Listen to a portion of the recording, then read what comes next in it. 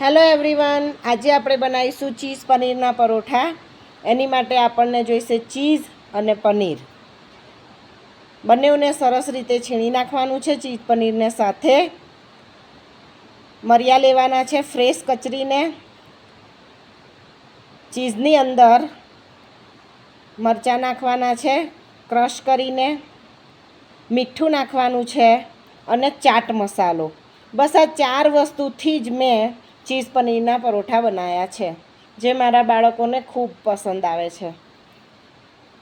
લોટ બાંધેલો છે, તેની અંદર મેં સરસ પૂરણ કરીને ચીઝ પનીરના પરોઠા બનાવ્યા છે. હવે તમને લાગશે કે મેં ચોરસ કેવી રીતે બનાવ્યા, તો ચાલો તમને શીખવાડું ચોરસ ચીઝ પનીર પરોઠા. તમે જોઈ શકો છો વિડીયોમાં કે કેવી રીતના મેં સ્ટફિંગ કર્યું છે, અને બસ આ જ રીતે એને એ જ ડાયરેક્શનમાં વણવાનું છે, એટલે તૈયાર થશે તમારા સ્ક્વેર ચીઝ પનીર પરોઠા. થોડું નવું હોય તો બાળકોને વધારે ગમે છે. અને હા, આ ચીઝ પનીરના પરોઠાને તમારે ઘીમાં જ શેકવાના છે, તો એનો ટેસ્ટ બહુ સરસ લાગે છે.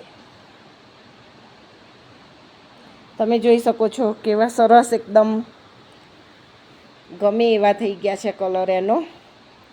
મેં ઓલરેડી 2-3 બનાવી લીધા હતા.